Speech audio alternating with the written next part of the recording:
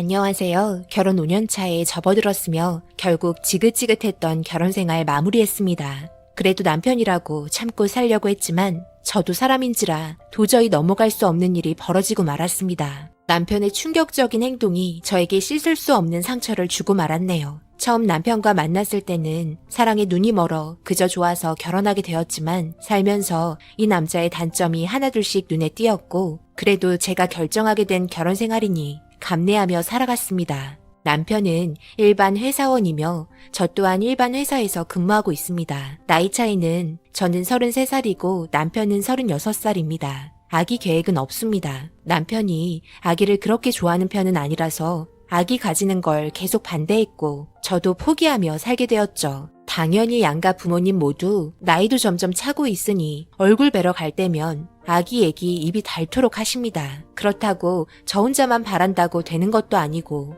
남편의 사정을 이야기했습니다. 당연히 이해할 수 없다는 말들 뿐이었고 남편은 아직 받아들일 준비가 되어 있지 않다며 지금은 생각 없다는 말만 반복했습니다. 그런데 지금 생각해보면 하늘이 저를 도왔는지 아기 안 가지길 정말 잘했다 생각합니다. 남편은 술을 좋아하기 때문에 지금의 가정생활에 있어 제일 많이 걸림돌이 되었고 이혼 사유도 술 때문에 벌어지게 되었습니다. 그런데 아기 낳았다고 술주정뱅이가 정신 차리고 아기 돌볼 거란 보장도 없고 앞으로 크면서 뭘 배울 게 있을까요? 제 아이의 미래도 보장이 되지 않는 상태인데 낳을 필요 없다 생각합니다. 이런 부분들이 저희 친정 부모님께서도 걱정이 많이 되시는지 만날 때만 되면 남편에게 잔소리합니다. 하지만 이 말이 듣기 싫은지 인상 쓰면서 대꾸도 하지 않죠. 진서방, 요즘에도 술 많이 마시나? 결혼한 지 얼마 안 됐는데 술 좀 적당히 마셨으면 좋겠네. 몸에 안 좋은 걸 왜 무리해서까지 마시려 하나? 알겠습니다.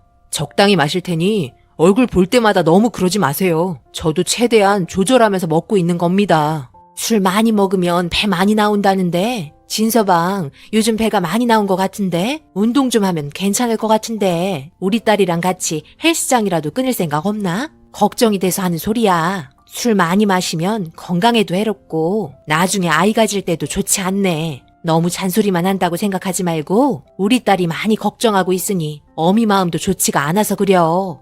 그새 또 술 먹었다고 일렀습니까? 제가 알아서 조절해서 마시고 있습니다. 잔소리 들으려고 온 거 아니니까 이제 그만 좀 하셨으면 좋겠네요. 이런 말들이 오고 갔고 저희 부모님 걱정돼서 하시는 말인데 그저 잔소리만 한다고 생각하는지 친정집에 가는 걸 너무 싫어하면서 저희 부모님 뵙는 걸 너무 싫어합니다. 자기가 당연히 잘못하니까 들어오는 말들인데 그걸 고깝게 생각하고 있으니 너무 실망스러웠습니다.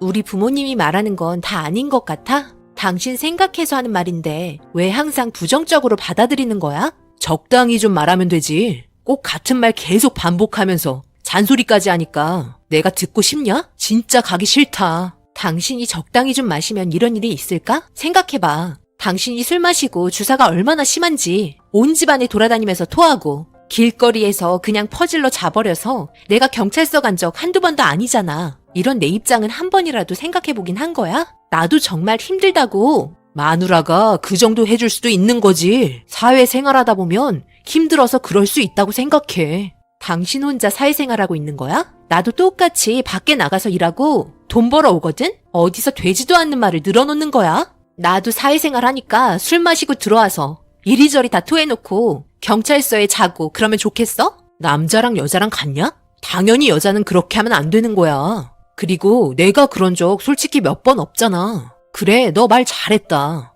너는 집안일 잘하냐? 빨래랑 집안 청소 이런 거 그때그때 해야지. 설거지도 쌓여있는 거 봐라. 한심하다 한심해. 집안 꼴이 이게 뭐냐? 먼지 쌓인 거 보라고. 지금 너무 웃긴 거 알아? 집안일은 나 혼자 하는 거야? 당연히 같이 해야 하는 거 아니야? 도대체 나랑 결혼한 이유가 뭐야? 서로서로 도와가면서 하는 거지. 이건 그냥 결혼하기 전이나 지금이나 생활이 전혀 바뀐 게 없는 거잖아. 내가 이제 가정부 노릇하는 것도 아니고 계속 이런 식으로 나올 거면 나는 못 살아. 그럼 살지 말던가. 나는 뭐 이런 삶을 살고 싶어서 그런 줄 알아? 나도 답답하다고. 집에만 들어오면 숨 막혀 죽겠다. 그리곤 문 쾅 닫고 방으로 그냥 들어가 버렸습니다. 저도 작은 방으로 들어가 버렸고 이불 덮고 펑펑 울었습니다. 그저 술 좀 줄이라고 한 것뿐이고 저희 부모님 걱정돼서 하시는 말이었는데 상황을 꼭 이렇게까지 만들어야 했을까요? 한 번이라도 자기의 모습을 바라보고 고칠 생각은 전혀 하지 않았으면서 잔소리한다고 저희 부모님 미워하고 자기 편 안 들어줬다고 저한테 뭐라고 하는 게 너무 어이가 없고 화가 났습니다. 그렇게 서로 말도 안 하고 지내고 있었습니다. 기본적으로 이런 분위기 속에 눈치가 있다면 서로 조심해야 하는 게 맞는 건데 좀 늦게 들어온다 싶으면 어김없이 술 먹고 들어와선 저에게 상처되는 말만 골라서 합니다. 도저히 이 남자와 살 수 없을 것 같아 저는 다음날 이혼하자고 통보했고 이 말에 콧방귀도 안 끼며 무시하고 자기 할 일 하더군요. 저는 이 문제에 그냥 넘어갈 수 없어서 저희 부모님께 이야기했고 이혼하겠다고 말했습니다. 제가 정신병에 걸릴 것 같다며 한시라도 빨리 각자 갈 길 가는 게 좋을 것 같다고 말했습니다.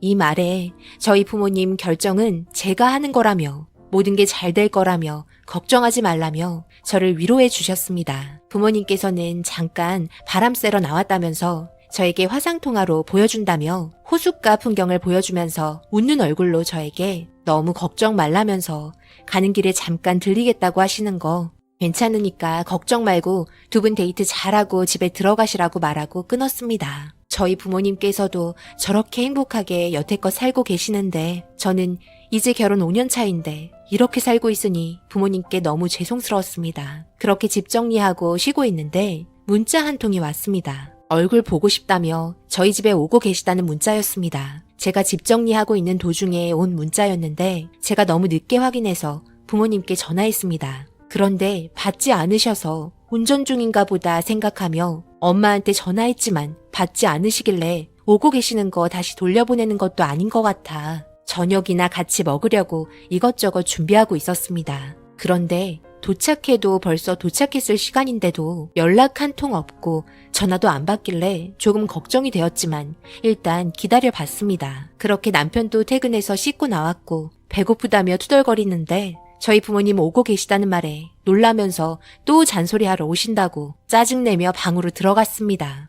저는 점점 더 불안해지는 마음에 지속적으로 전화했지만 받지 않았고 뒤늦게 모르는 전화번호로 걸려온 전화 한 통에 저는 너무 놀라 주저앉고 말았습니다. 사거리에서 트럭이랑 부딪히면서 교통사고가 났는데 두 분 모두 그 자리에서 숨지셨다는 말을 전해 들었습니다. 하늘이 무너지고 도저히 받아들일 수 없었습니다. 불과 몇 시간만 해도 영상통화하면서 웃는 얼굴로 서로를 바라봤는데 믿을 수 없는 전화에 숨이 멎을 것만 같았습니다. 이 순간 제가 의지할 수 있는 건 남편밖에 없었기에 이 말을 전했고 놀란 남편은 제정신이 아닌 저를 차에 겨우 태우고 부모님이 계신 병원에 가게 되었습니다. 제 두 눈으로 부모님의 모습을 확인했고 하늘이 찢어질 정도로 저는 통곡하고 말았습니다. 저에게는 아무런 준비가 되지 않았던 상태였기 때문에 충격 또한 너무나도 컸습니다. 그래도 남편이라고 제 옆에서 저를 위로해줬고 모든 장례 절차를 남편이 진행했습니다. 한참을 조문객을 맡고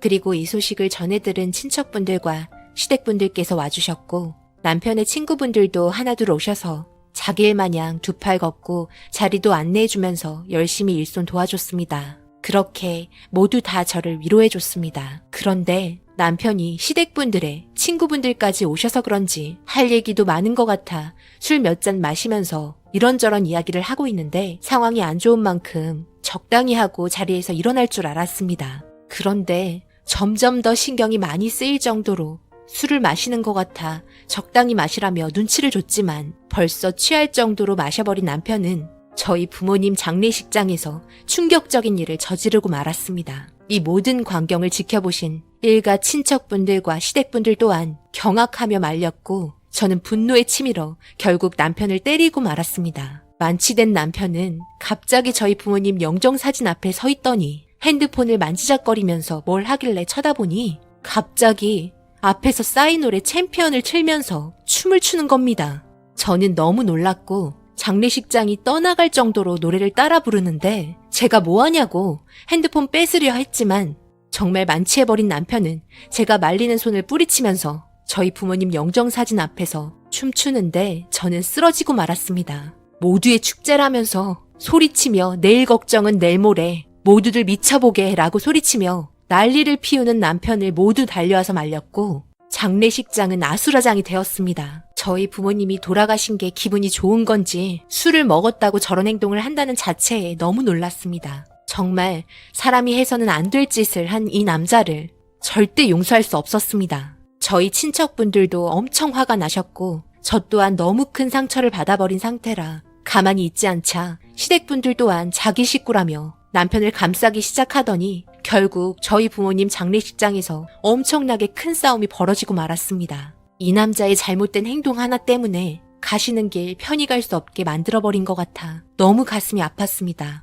시댁 쪽에서는 이 남자가 살면서 얼마나 스트레스를 받았으면 술 먹고 이렇게까지 했겠냐면서 오히려 저를 이상한 사람 만들어버리면서 자기들이 한 행동에 대해서는 사과하기는커녕 난리만 치고 남편 데리고 가버렸습니다. 저를 한 번 더 죽인 이 남자에게 그나마 남아있던 감정 모두 사라져버렸고 오만정이 다 떨어졌습니다. 그렇게 이 남자 없이 장례 절차 모두 끝냈습니다. 저에게 씻을 수 없는 상처를 주고 자기는 기억이 나지 않는다며 모른 척하는 게 너무 꼴보기 싫었습니다. 와서 용서를 빌라고 했지만 자기한테 그동안 얼마나 스트레스를 줬으면 그랬겠냐면서 술 먹고 한 행동이기 때문에 기억이 나지 않으니 용서를 구할 필요도 없다고 말해서 저는 이 상황 절대 용서할 수 없어 이혼 위자료 청구 소송 진행했고 그리고 당시 상황 CCTV 증거 자료 확보해서 정신적 피해 보상 소송 절차까지 밟았습니다. 이 정도로 쓰레기일 거라고는 생각 못했습니다. 저희 부모님 두 분 모두 한날 1시에 돌아가셨는데 장례식장에서 술 퍼먹고 영정사진 앞에서 신나는 노래 틀면서 춤춘다는 게 말이 된다고 생각하시나요? 정말 너무 어이가 없네요. 앞으로 볼 일도 없겠지만 제 가슴에 남아있는 상처는 너무 크고 부모님 얼굴 이제는 볼 수 없어 마음이 아프네요. 앞으로 제가 잘 살아갈 수 있을까요? 오늘의 사연은 여기까지입니다. 댓글로 여러분들의 생각과 조언을 남겨주세요. 저는 다음 사연으로 찾아뵙겠습니다. 감사합니다.